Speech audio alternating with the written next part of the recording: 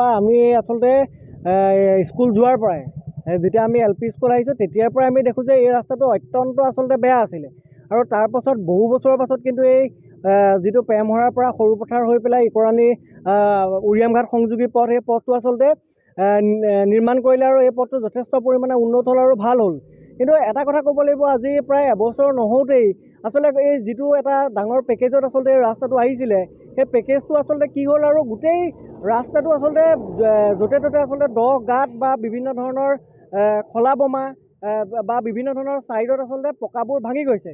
এই ঘটনাটোত আচলতে যে গড়কাপ্তানি বিভাগে এটা নিৰ্লিপ্ত ভূমিকা গ্ৰহণ কৰিছে আৰু গড়কাপ্তানি বিভাগ বোলা যে সৰুপথাৰ বিভাগ এটা আছে আৰু সেই বিভাগটোৱে যে এই বাট পথসমূহ ভালদৰে তেওঁলোকে নাচাই কেনেদৰে আচলতে নিৰ্মাণ কৰিছে আৰু এই কথাটো আমি সৰুপথাৰ আঞ্চলিক ছাত্ৰ সন্থাৰ তৰফৰ পৰা তীব্ৰভাৱে ধিক্কাৰ জনাইছোঁ আৰু এই বিষয়টোৰ ওপৰত তদন্ত হ'ব লাগে আৰু এই বহু বছৰৰ মূৰত হোৱা যি এই ৰাস্তাটো আচলতে যিখিনি ভাগি গৈছে বা যিখিনি বৰ্তমান সময়ত দ গাঁতলৈ ৰূপান্তৰিত হৈছে সেই গাঁতসমূহ সম্পূৰ্ণৰূপে পুতি দিব লাগে, কাৰণ এইটো ৰাস্তাই দিয়ে আমাৰ স্কুল কলেজৰ বা বিভিন্ন সময়ত ছাত্ৰ ছাত্ৰীসকল এই ৰাস্তাটোৱেদিয়ে অহা যোৱা কৰে আৰু এই ৰাস্তাটোৱেদি আচলতে নেফানিৰ পৰা বিভিন্ন ধৰণৰ সময়ত শিল বা ডাঙৰ ডাঙৰ ডাম্পাৰসমূহ এই ৰাস্তাটোৱেদি আহে আৰু গতিকে এই ৰাস্তাটো সেই ডাম্পাৰ বা সেই হেভিলোড গাড়ী চলিব পৰাকৈ এটা উন্নত মানৰ এটা প্ৰজেক্টৰ দ্বাৰা ৰাস্তাটো নিৰ্মাণ কৰা হৈছিল।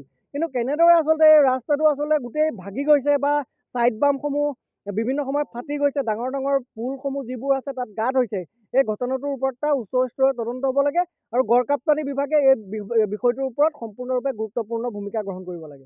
এটা বছৰ নহওঁতে দেখোন জেগাই জেগাই 8 মানে গাঁত হৈ গৈছে। সেইটো ৰেংমাই যিটো সংযোগী উৰিয়ামঘাট সংযোগী পথ, কিন্তু ইয়াৰ মানে প্ৰথম কামটো ঠিকেই আহিছিলে, কিন্তু সেই ঠিকাদাৰ কিছু কাম কৰাখিনিয়ে খেলি মেলি, যিখিনি লগত কাম কৰা মানুহখিনি কামখিনি কৰাব জনা নাই। আমাৰখিনি বাৰম্বাৰ ক'লোঁ যে এইখিনি অলপ ভালকৈ কৰক, ভালকৈ দিয়ক, নাই তেনেকৈ কৰিব পৰা নাই।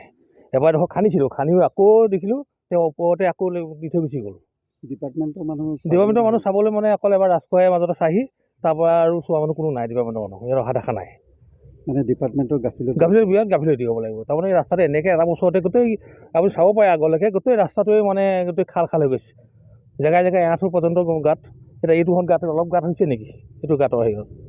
যিকোনো খবৰৰ বাবে যোগাযোগ কৰক আমাৰ এই নম্বৰত 7099017330 আৰু 7099017110।